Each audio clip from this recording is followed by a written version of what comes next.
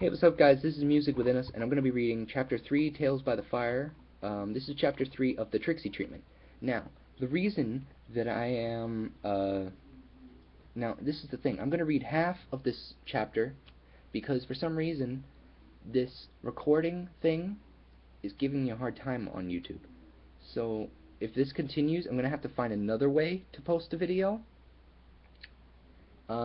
But anyways, let's go on and read before this thing does it again. And before I do that, I stopped doing impressions because there are moments where it's hard to keep up with the same voice that I'm doing when I do a certain impression, and it causes me to slip back to my normal voice. So anyways, let's go.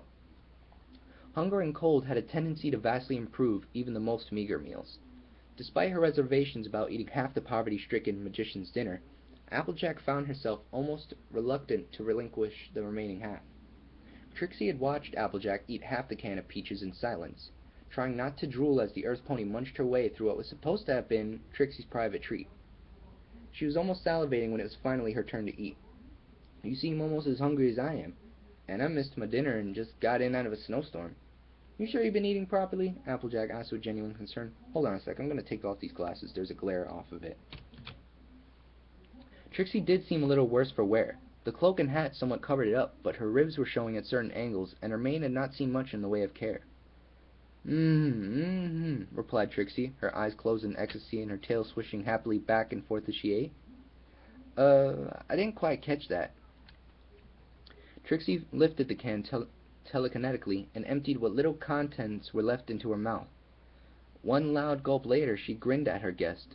"Trixie simply likes peaches, that is all. She does not have the money for fancy foods, and sweet things are a rare treat. As a farmer, malnourishment was something that Applejack really hated to see." Trixie raised an eyebrow at the expression on the Earth Pony's face. "Now don't look at me like that. The great and powerful Trixie has no need of your pity.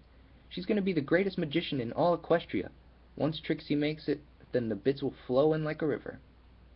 Whether it was ambition or simply delusion, something about Trixie's confidence seemed a little different from the arrogant facade she had worn on her first two outings in Ponyville.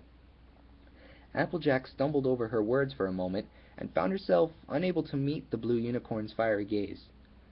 An awkward silence descended on the two, broken only by the crackling and spitting of the embers in the small rusted stove that the two were sitting before for warmth. "Well, Trixie doesn't deny that she's often gone to bed with an empty stomach. She supposes that she might have sold some of her props, or even her caravan, for a few more warm beds and meals, but Trixie knows that the line between traveling magician and wandering crazy homeless mare is blurred even at the best of times." Applejack started to chuckle and then struggled to suppress it. Trixie snorted and then giggled, and then the two of them laughed together long and hard, and with that the ice was broken. "I hope you don't take this the wrong way, but you seem like a totally different pony from when we first met," said Applejack, putting a hoof on one of Trixie's slender shoulders. "Of course! Trixie has turned over a new leaf. This is Trixie 2.0, new and improved, now with added humility," said Trixie, puffing out her chest with pride. "Humility?" Applejack laughed even harder at this. "Trixie is the most humble pony in all Equestria." Applejack took a moment to contemplate the act of asserting superiority over all other ponies in the category of humility. That makes absolutely no sense why she would say she's the most humble, but whatever. Let's keep reading. A sudden squall made the caravan walls shudder and creak suddenly, interrupting the jovial mood. The gust brought all of Applejack's worries rushing back in. "Try not to worry. Trixie is sure everything will be okay." Even the most dense of ponies could read Applejack like an open book. Her emotions were as plain as day, and at the moment she was a mess of anxiety. Her likably obnoxious azure companion had managed to temporarily distract her from fretting about Big Mac and the others, but fear had a way of creeping back in. "Perhaps the snow mare has saved your brother already." Applejack glanced at Trixie, confused. "What snow mare?" A sly smile crept across Trixie's face. She rose and trotted across the room. Shifting the bathtub out of the way with magic, she turned dramatically to face a rather bemused Applejack. Trixie's horns sparked and the air lit up with light and color. The flickering illusion warped into a swirling image. It showed a blurred figure moving in the snow, too far away to be seen. Once upon a time, a long time ago, Trixie was in Trixie was in performer mode. Her stage presence dominating the small wooden room and captivating her one-pony audience. The world was covered in darkness. Ponies feared and hated one another, and their hatred poisoned the sky. The deathless, endless blizzard raged over the land. Many starved, others fled their homes and wandered the frozen wastelands in search of hope. The powerful unicorn wizard, Red Frost, was shocked at the plight of his people. Trixie's small, magical puppet show morphed once more. A huge red-maned figure in a cloak and hat, not unlike Trixie's own, stared out across a barren, icy wasteland dotted by abandoned homes and a crumbling windmill. Although Red Frost was powerful enough to keep himself alive indefinitely, even under the storm's brutal assault, he now had to endure bitter loneliness. All others had embarked on an exodus for greener pastures, and Red Frost had been left forlorn, a solitary guardian, to watch over the kingdom in case the curse of the blizzard were ever lifted. One day, the isolation grew too much to bear. With a flick of her horn, Trixie caused the small magical picture to change. Now the red figure knelt in the snow. His own horn was charged with energy, the snow around him coursing and shifting. He made a daughter for himself out of the snow, a feat of magic unlike any the world had ever seen. The Snow Mare, a nameless but beautiful being, with wings made of snowflake lattice, body of deep blue ice, mane of pure white snow, fur of frost, and a tail crafted from the glacial wind itself. An image of the Snow Mare was momentarily brought to life by Trixie's magic, an elegant figure of the purest blue and white, almost invisible against the snowstorm backdrop. Applejack huddled up by the stove's mouth. The very real blizzard outside, the dancing lights, and Trixie's melodic voice were making her feel dreamy and sleepy again. She remembered the many tales Granny Smith had woven for her as a child. She was captivated by Trixie. But one day, everything changed. Princess Celestia took charge of the world, inspired her subjects to love and respect one another, and brought forth a long-awaited dawn. Warmth returned to the land, plants sprung forth once more, life reawakened, and all rejoiced. All but one. As the land thawed, Red Frost knew that his dearest daughter's life hung in the balance. When the sun's rays touched the north, then the Snow Mare would melt into the nothingness from whence she came. Red Frost expended all of his magical power to save her. He used a teleportation spell to travel many hundreds of miles to reach Celestia before the daybreak in the north stole his beloved child. But Red Frost had grown old over the years. Using that much magic at once taxed him enormously. He had barely enough energy left to drag himself before the princess and beg her mercy. He expired right then and there. Right there and then. A look of sadness passed over the Sun Princess's motherly face, or at least Trixie's rendition of the Sun Princess in the glimmering phantasm that her magic had produced. The princess saw Red Frost's sacrifice and decided that in honor of his accomplishments and his service, the northern reaches on the border of the Crystal Empire should remain frozen forever. Some say the Snow Mare still dwells there, and at times she grows lonely herself, so she travels out in the winter all across Equestria, riding icy storm clouds and saving ponies lost in the snow.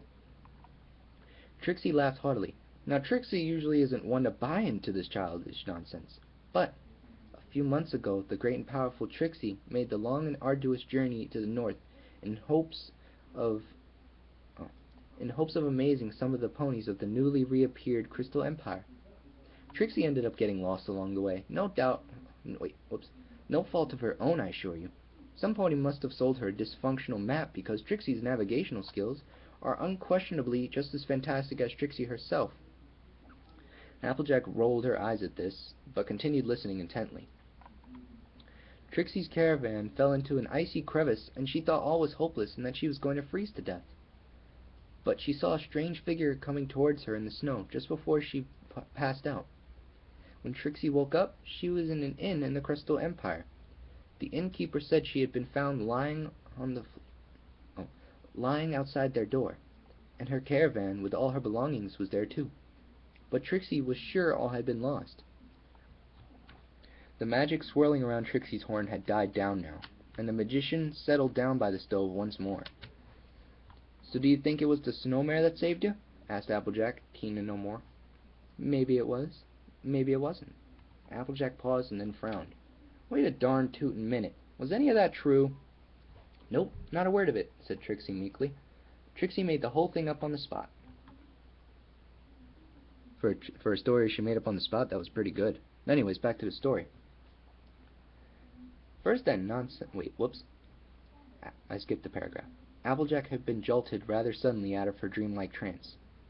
First that nonsense with the Ursa Major, always telling every pony that she's the greatest at this or the best at that, tricking me with fake hoof cuffs. Does this pony just like telling lies all the time? Well, if it ain't true, then why'd you waste my darn time with all that hoo-ha then?" she asked, bristling at the perceived attempt at deception. I guess I'm just used to reading words the way they sound. Oh well. Trixie sniffed and then pouted. The great and powerful Trixie decided, in her wisdom, that maybe you could... Wait, whoops. The great and powerful Trixie decided that, in her wisdom, maybe you could use a distraction or some comfort. Or... something. Oh. Again Applejack scolded herself for being too judgmental. It had cheered her up. It had made her feel better. It had the best of intentions behind it. Could you even think of something like that as a lie?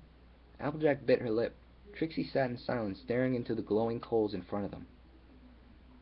"Well, for something you made up on the spot, that was really good. I really enjoyed it. Thank you, Trixie," Applejack offered as a kind of clumsy apology. Trixie perked up immediately. Her weakness to flattery, even the most modest of flattery, was legendary. "Do you really think so?" Wait, whoops. "Do you really think so?" Applejack's grin Trixie's grin stretched from ear to ear. She continued with palpable excitement. "Trixie stole some ideas from old storybooks she read when she was younger and patched them together. Red Frost was a real wizard, and he really did try to make a child for himself, but Trixie recalls that he did it with random body parts and necromancy." Okay, that's a Frankenstein reference right there. Nice job. No, seriously though, wow, I read this twice now, and it's like it took me the second time to read it to figure that out. Oh well, back to the story. Applejack laughed nervously. But that didn't seem like a story that would cheer you up, so Trixie displayed her undeniable intellect and modified the story accordingly. "Yeah, I don't think a story about some creep who goes around stealing body parts to make a zombie daughter would have cheered me up anyway. Ah! Terrifying red vices peered in at the two of them through the misted window pane. Trixie had all but leapt in Applejack's arms when she saw it. "What is that thing? There's some pony out there in the snow staring at us through the window," squealed Trixie in pure terror.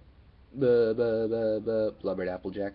"Save Trixie! She can't die until she's made it as a magician. She's never even performed before a crowd of 100 ponies before. She's too young to have her limb stolen." "Buh, buh, buh." "Big Mac." Okay, so apparently I did not have to separate it into two parts of a video because it did not lose connection yet. Crap, I probably jinxed it for myself. No, wait, no I didn't. Okay, so, see you next time. Next time I will be reading Chapter 4. And then after that, maybe I'll do Rap God by Eminem. Anyways, see you in the next video. And now I'm going to click stop recording. Bye. Well, see you next time, I mean.